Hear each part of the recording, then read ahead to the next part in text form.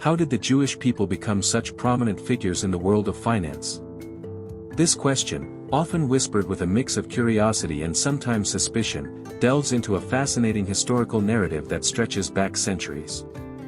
7 Days Upgrade welcomes you to explore this intricate story, moving beyond simple explanations to uncover the pivotal moments and innovative strategies that shaped the financial landscape we know today. Have you been following the stock market lately? Can you immediately define the fundamental rule of this complex game? Buy low, sell high, right? That's the mantra most readily offered, and indeed, at its core, many who profit operate on this principle. Even the architects of the stock market themselves would likely nod in agreement, publicly proclaiming the wisdom of buy low, sell high. However, the reality is often starkly different. Those who fixate on this simple rule frequently find themselves among the majority who experience losses. This leads many to conclude that investing in stocks is inherently high risk.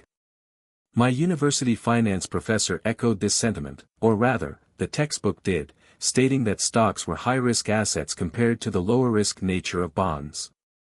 Consequently, stocks were expected to yield higher returns, while bonds offered comparatively modest gains. Sound familiar? Is this the prevailing wisdom you've encountered? But have you ever considered the origins of stocks and bonds? Did you know that these two fundamental financial instruments were actually conceived and designed by a specific group of people? You might have heard of the Dutch East India Company.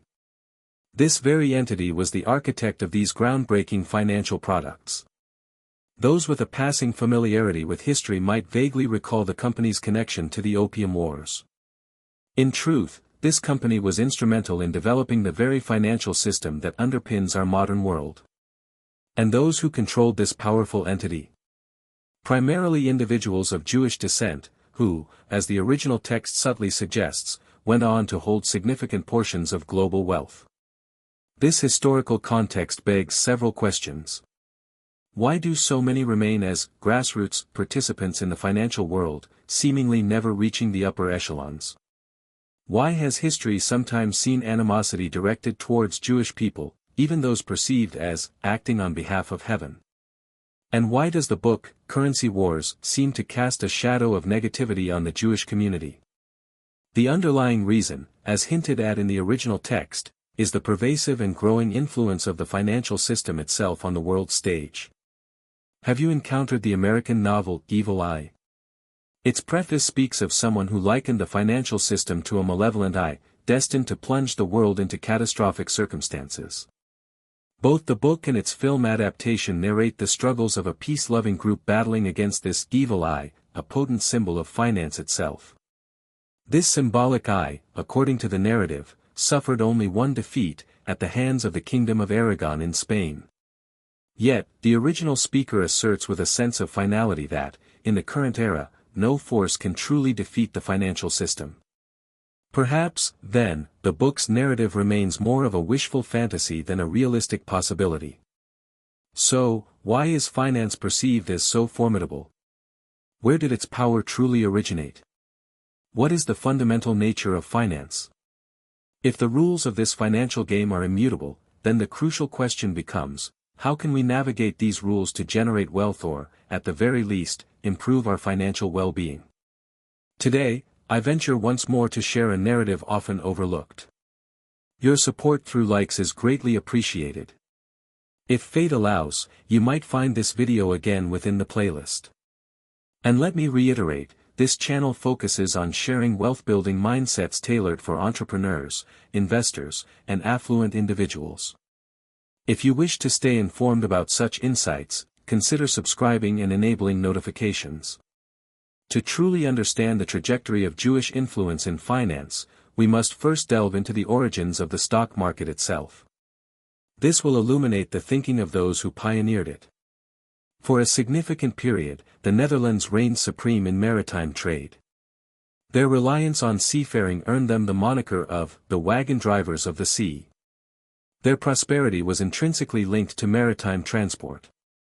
It was within this thriving environment that a group of Jewish individuals seized the opportunity to invent the very system of finance.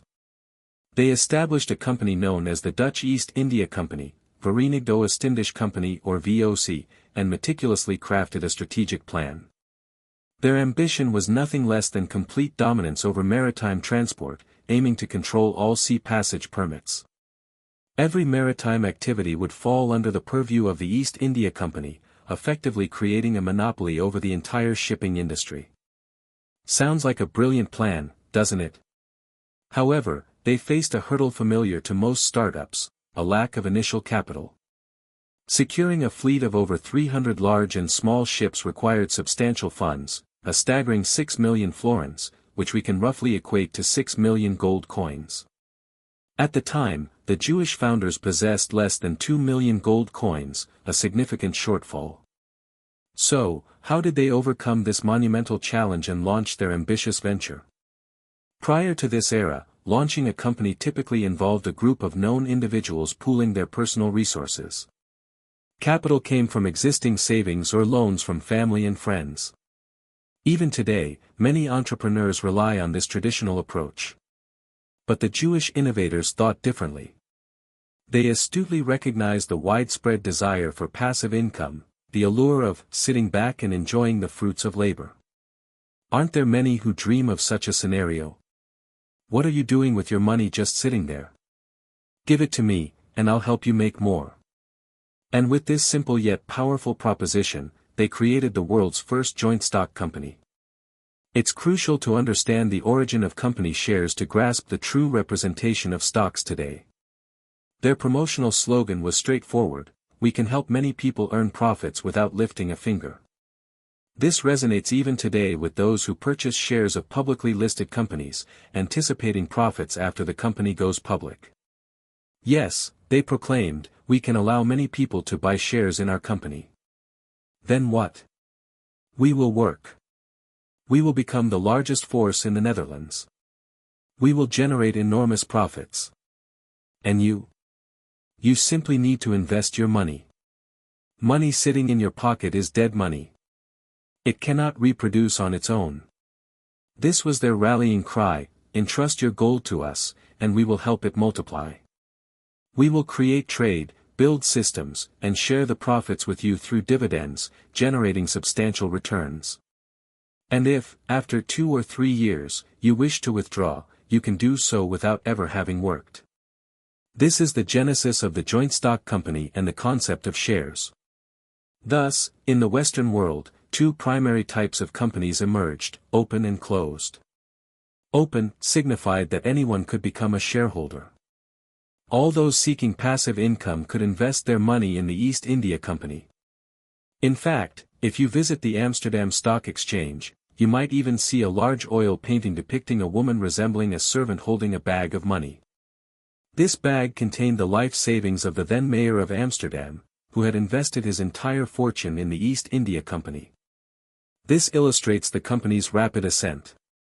They amassed the capital of countless individuals, built a formidable fleet of ocean-going vessels, and began to dominate the entire long-distance maritime system. For some, this might seem like just a historical anecdote.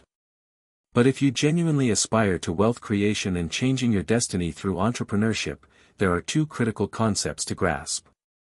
The first is the concept of monopoly. Why do global corporations generate such immense wealth? Apple enjoys a near monopoly in its specific segment of the phone market, Microsoft in computer software, and Google in search. Consider Li Ka-shing, a figure often studied in business. How did he amass his fortune? Through real estate. Let's examine Hong Kong, a place with limited land and a high population density. How does one profit from real estate there? By making land even scarcer while the population continues to grow, thus creating severe supply shortages. And if only a few individuals control the supply, who dictates the price? Naturally, it's figures like Mr. Li. This explains why many real estate developers in Hong Kong engage in land speculation, buying vast tracts but withholding them from the market or releasing them slowly, while simultaneously encouraging population growth. Hong Kong is an open city, right? So, when your son wants to buy a house, he'll likely have to buy it from Mr. Li, as he has effectively monopolized the entire market. Do you understand the power of monopoly? Mr. Lee didn't start with immense wealth either, which leads to the second crucial concept, leveraging external forces. Force here can refer to financial resources. If you lack capital, should you only turn to relatives for loans? What if your family's financial situation mirrors Li Ka-shing's early struggles? As I mentioned before, there are various ways to access capital. Banks are often the most straightforward option. The more astute will paint a compelling vision, a captivating dream, to attract angel investors. And those even more skilled will tap into the public markets for funding. This is the natural progression. Entrepreneurs should primarily focus on their core business. Many fail because they are simultaneously trying to manage the startup and constantly scrambling for funds. How can one succeed under such pressure? Entrepreneurs should concentrate on building their venture, while investors focus on providing capital. Entrepreneurs shouldn't try to be investors, and investors shouldn't try to run the business. This isn't mere platitude, it's a fundamental truth. In my view, an entrepreneur is someone who starts with nothing. Those who self-fund their startups, even if successful, are often less resilient to market storms because they haven't been forged in the fires of adversity. In a turbulent environment, the truly strong survive. Therefore, I encourage everyone starting with limited resources to embrace entrepreneurship. Once you understand how to establish a degree of monopoly and how to leverage external forces, success becomes attainable. How do you achieve this? It's simpler than you might think. In my previous video, I discussed how artificial intelligence, while potentially displacing 90% of existing jobs in the blink of an eye, will simultaneously create unprecedented opportunities for entrepreneurial freedom. The internet industry is poised for explosive growth. If you aim to be among the early gold rush pioneers, akin to those in San Francisco's early days, your future generations will undoubtedly thank you, for you will have altered the destiny of your entire lineage. What kind of force does the internet allow you to leverage? Currently, many of you are watching this video. I am essentially leveraging your time, am I not?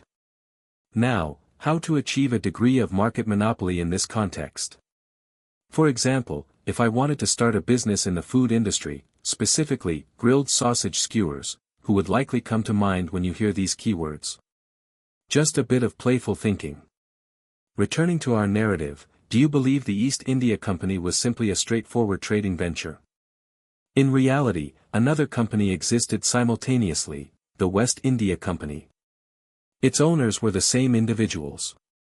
Why establish two companies in tandem? The function of the East India Company is now widely known, trade and maritime transport for profit. But what about the West India Company? Rumor had it that it was essentially a professional pirate organization. See the strategy. One hand was a respectable businessman, the other a ruthless enforcer.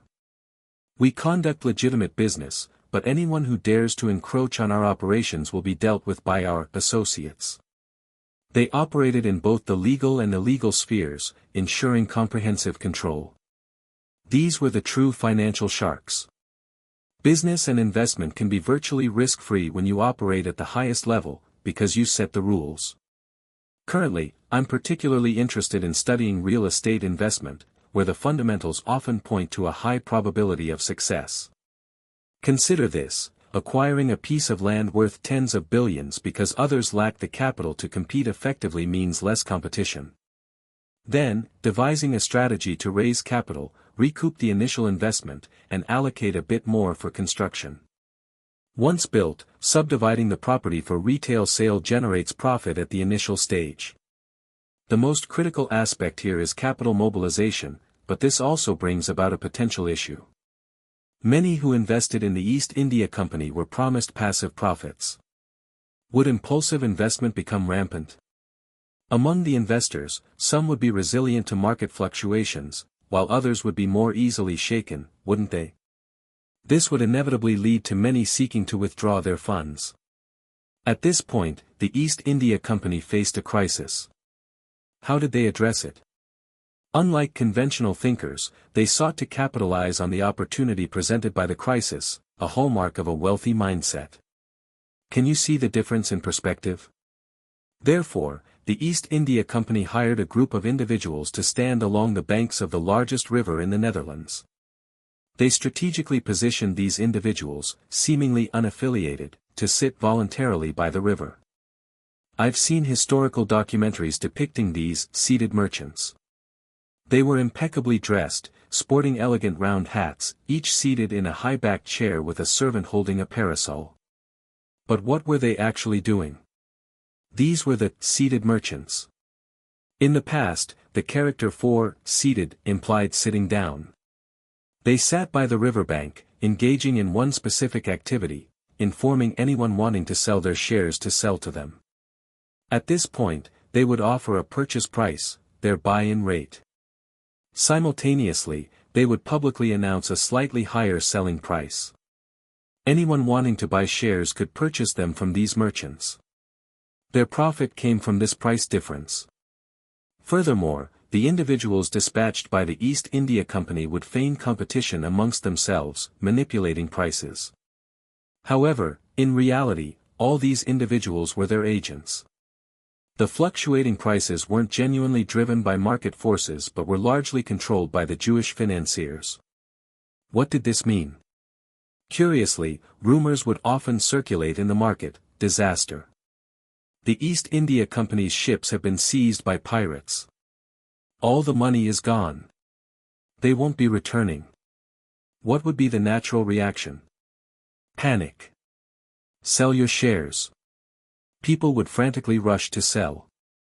Thus, a perennial theme in the financial market emerged: fear.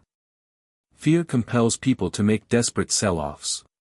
But then, after a while, the news would miraculously change. It was a false alarm. They discovered a massive gold mine. The ships laden with gold are on their way back. What would happen then? People would scramble to buy, a phenomenon known as greed. And so, from the initial trading activities to the establishment of banks and the advent of the stock market, those involved in this industry were no longer simply called bank clerks, but became known as investment bankers.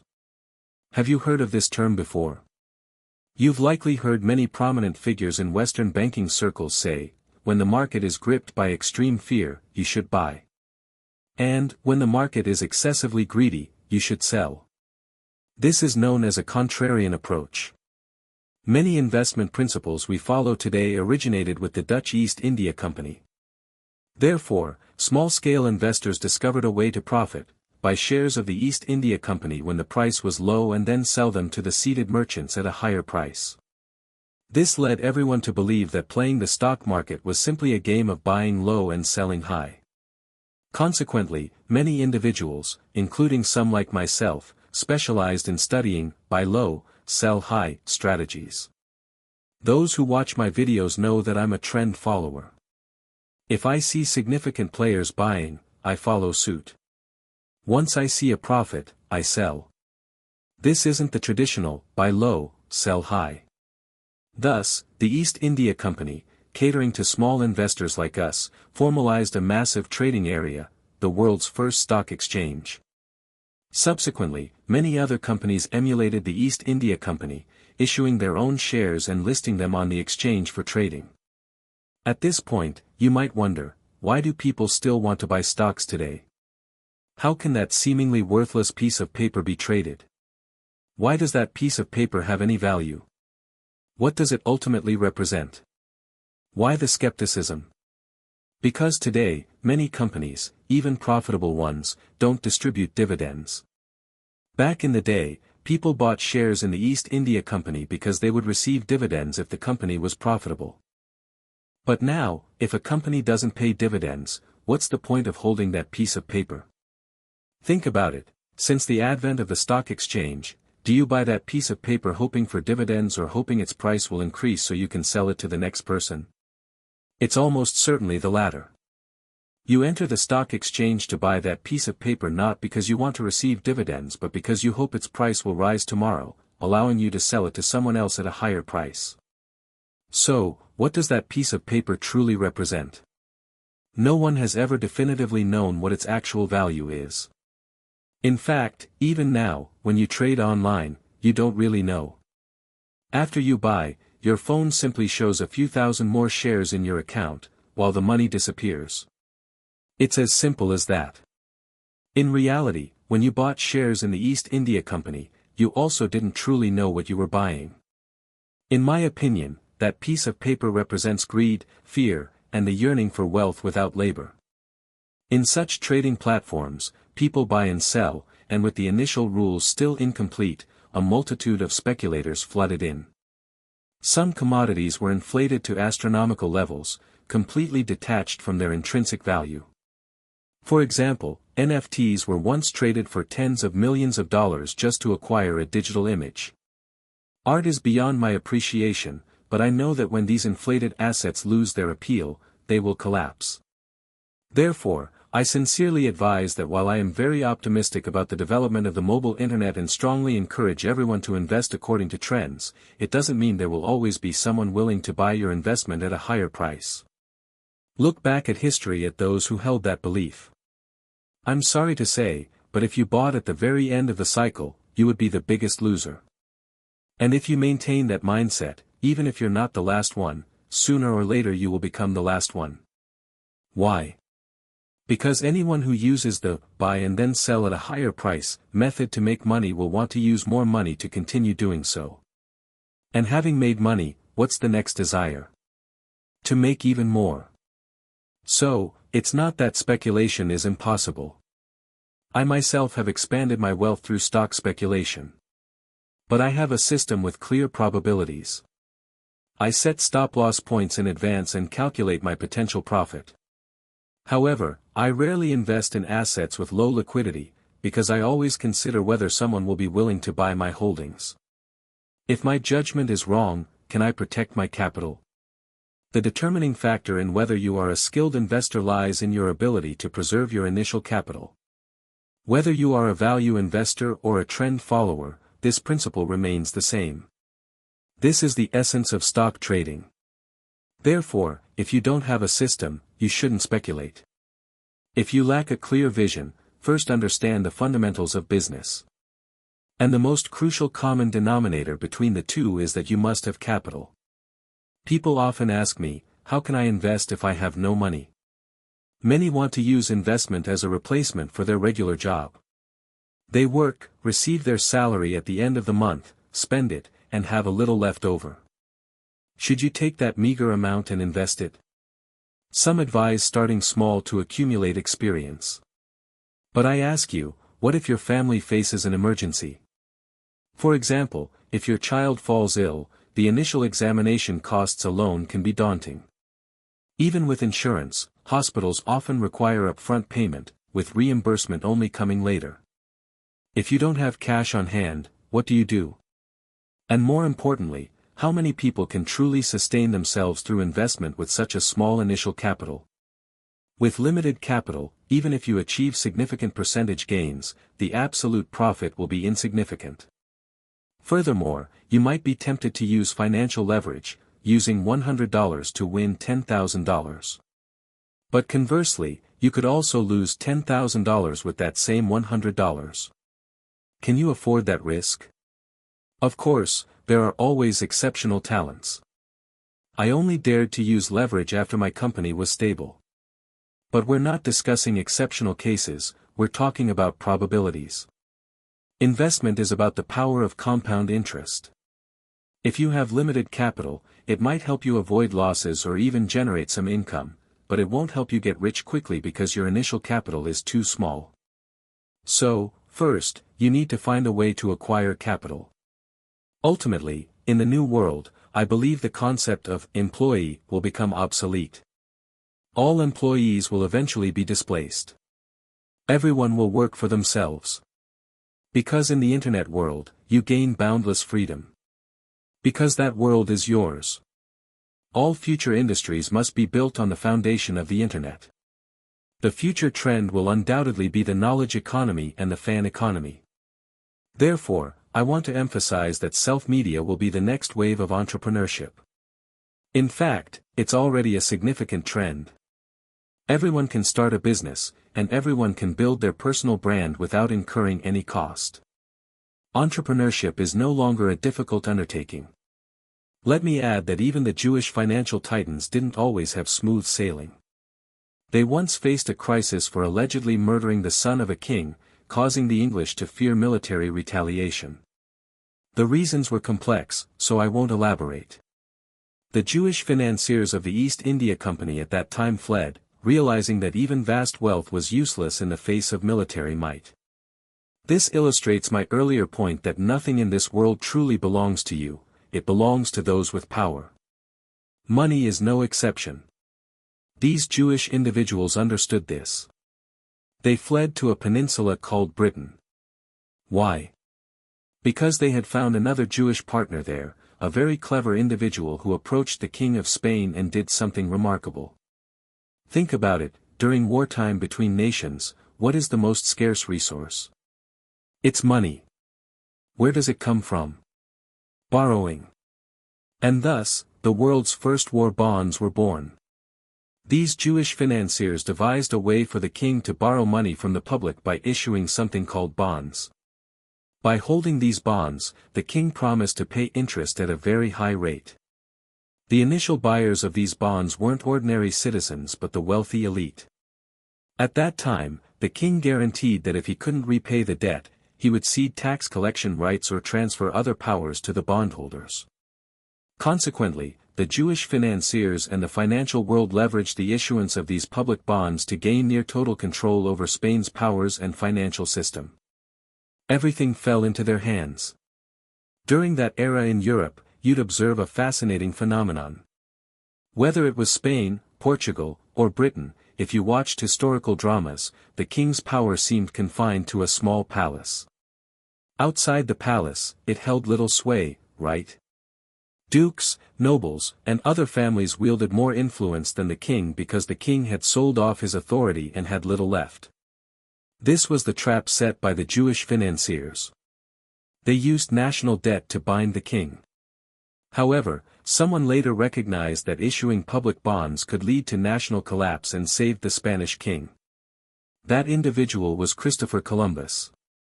Why did Columbus discover America?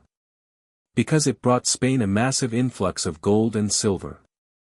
Review history, and you'll find tons of gold and silver transported from the Americas. This suddenly made the Spanish king incredibly wealthy. Could the king then redeem all the issued bonds? Yes, he could. And the Jewish financiers at that time faced another collapse. So, when I mentioned the land of shadows at the beginning, saying Spain once defeated the evil eye, now you understand what I meant, don't you? If not, please rewatch it later. Following this, these financiers fled again, this time to a peninsula called Britain. When discussing financiers in Britain, one cannot ignore a highly influential figure named John Law. He orchestrated a financial storm in Britain and America, ultimately achieving near-perfect dominance over the world of finance. Before his arrival, all financial transactions involved actual gold and silver.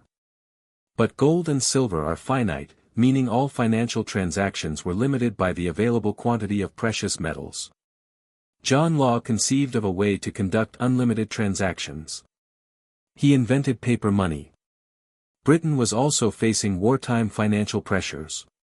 Issuing bonds brought in limited gold and silver, which might not be sufficient for war efforts.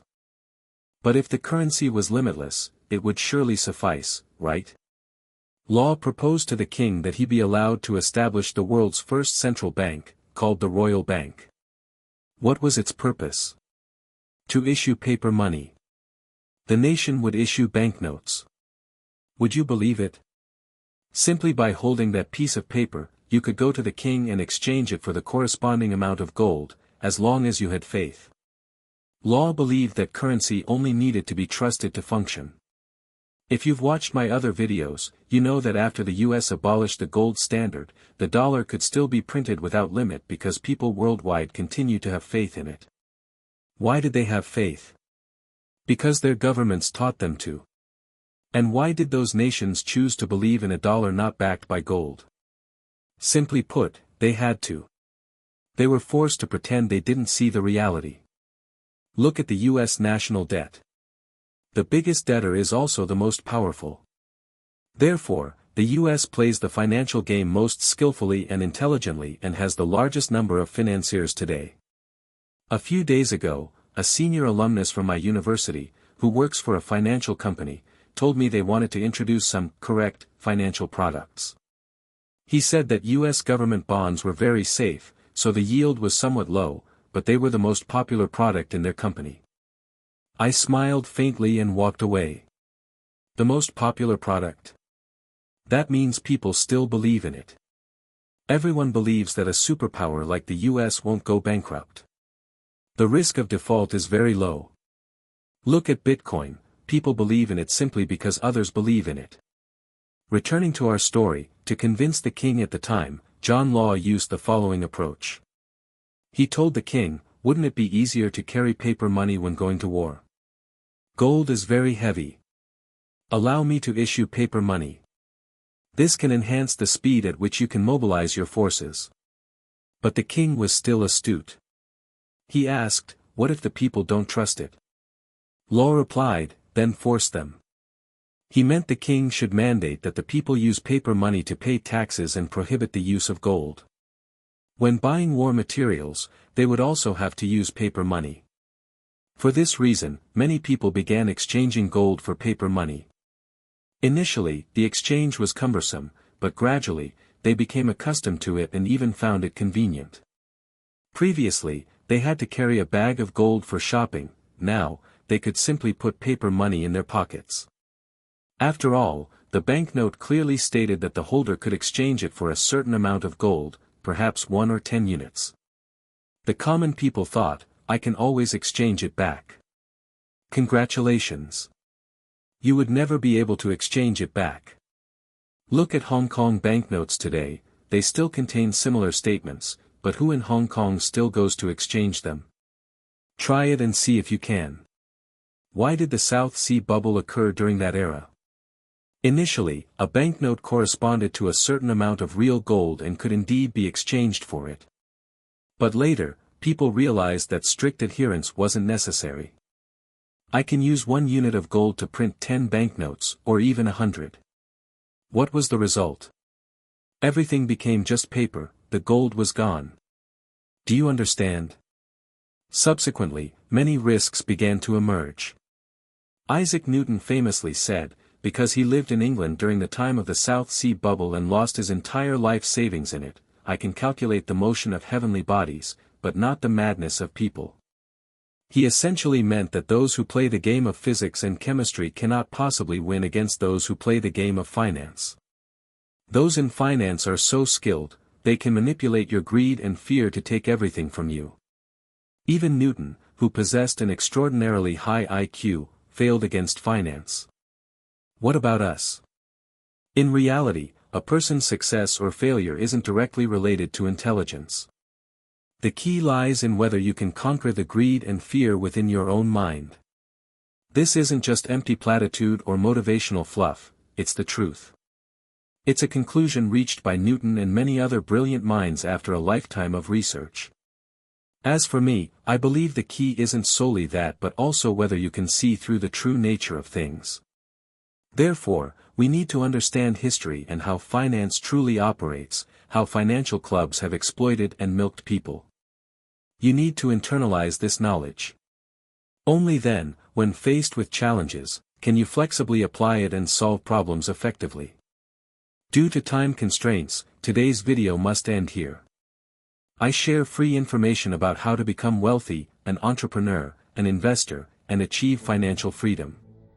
If you don't want to miss out, follow my channel, turn on notifications, and share this video widely. Your support is the only reason we can research these explosive topics. I wish you all financial freedom soon. Thanks for watching this video till the end.